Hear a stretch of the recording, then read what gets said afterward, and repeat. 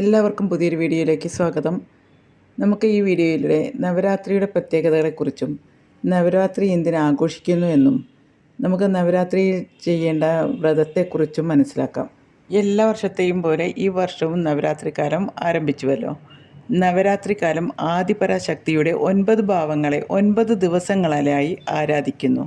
കന്നിമാസത്തിലെ അമാവാസി കഴിഞ്ഞു വരുന്ന വെളുത്ത പക്ഷ പ്രഥമ മുതൽ നവമി വരെയുള്ള ദിവസങ്ങളാണ് നവരാത്രി കാലമായി ആഘോഷിക്കുന്നത്.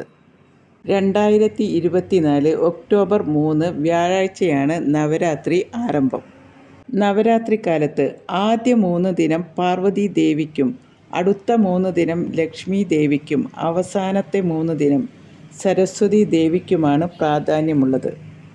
ദുർഗാഷ്ടമി നാളിൽ ദുർഗയായും മഹാനവമി ദിനത്തിൽ ലക്ഷ്മിയായും വിജയദശമിയിൽ സരസ്വതിയായും ആരാധിക്കുന്നു. ആദിപരാശക്തിയുടെ ദുർഗ, ലക്ഷ്മി, സരസ്വതി എന്നീ 3 സ്വരൂപങ്ങളുടെ വിജയയാത്രയായി വിജയദശമി എന്ന് 10ാമത്തെ ദിവസത്തെ ആഘോഷിക്കുകയാണ് ചെയ്യുന്നത്.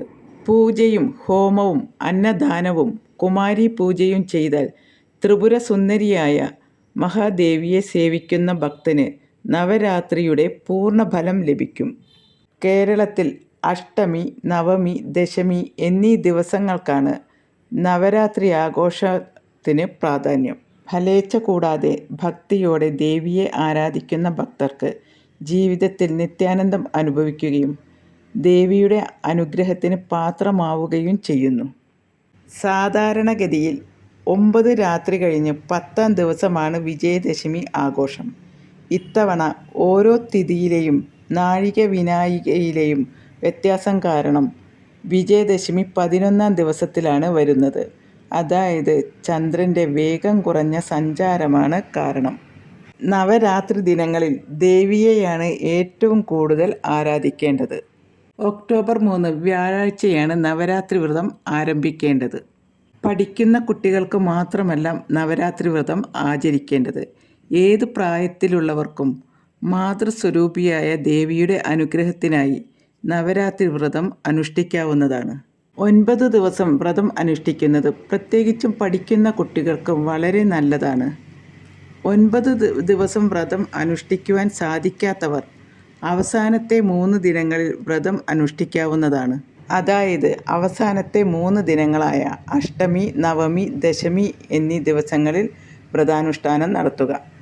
എങ്കിൽ തന്നെയും 9 ദിവസത്തെ വ്രതമാണ് അത്യുത്തമം. ഈ ദിനങ്ങളിൽ വീട്ടിൽ ഭദ്രദീപം തെളിയിക്കുന്നത് സർവ ഐശ്വര്യത്തിന് ഗുണമാകുന്നതാണ്. നവരാത്രി കാലത്ത് മനസ്സും ബുദ്ധിയും ചിന്തയുമെല്ലാം സ്വയം ശുദ്ധീകരിക്കാൻ യത്നിക്കേണ്ട ദിനങ്ങളായി മാറ്റാൻ കഴിയണം. ഈ ദിനങ്ങളിൽ രാവിലെ വളരെ നേരത്തെ തന്നെ എഴുന്നേറ്റ് കുളി കഴിഞ്ഞ് രാവിലെയും വൈകിട്ടും ക്ഷേത്ര ദർശനം നടത്തണം. ദേവി മന്ത്രങ്ങൾ ചൊല്ലുക. ഈ ദിവസങ്ങളിൽ 2 നേരം നിലവിളക്ക് തെളിയിച്ച് ദുർഗാദേവിയെ മനസ്സിൽ ആരാധിച്ച് ഭജിക്കുകയും മഹാനവമി ദിവസം മഹാലക്ഷ്മിയെയും വിജയദശമി ദിവസം സരസ്വതി ദേവിയെയും ഭജിക്കുകയും ചെയ്യണം. വിജയദശമിയുടെ പിറ്റേന്ന് രാവിലെയാണ് വ്രതം അവസാനിപ്പിക്കേണ്ടത്. ചിലർ വിജയദശമിയുടെ അന്ന് ഉച്ചയ്ക്ക് തന്നെ വ്രതം അവസാനിപ്പിക്കുന്നത് കാണാം. 3 ദിവസത്തെ പൂർണ്ണമായ ഫലം ലഭിക്കണമെങ്കിൽ വിജയദശമിയുടെ പിറ്റേന്ന് വ്രതം അവസാനിപ്പിക്കാം. ദേവി പ്രീതിക്ക് ദേവി സ്തുതികൾ ജപിക്കുന്നതും ലളിത സഹസ്രനാമ ജപവും അത്യുത്തമമാണ്.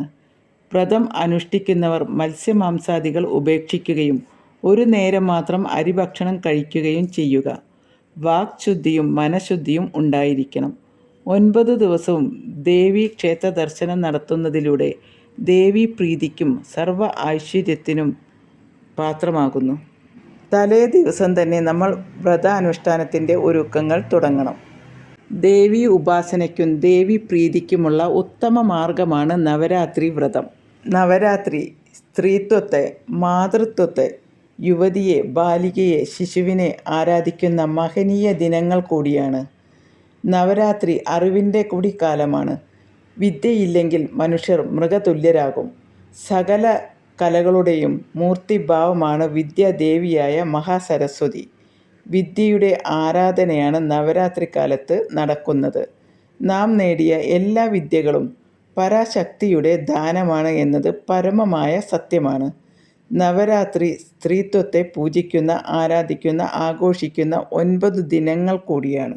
ഈ 9 ദിനങ്ങളിലും ക്ഷേത്രദർശനം നടത്താനാവാത്തവർ വീട്ടിൽ തന്നെ ദുർഗാദേവിയുടെ ഫോട്ടോയ്ക്ക് മുന്നിൽ അല്ലെങ്കിൽ നിലവിളക്ക് കൊളുത്തി പ്രാർത്ഥിക്കുക.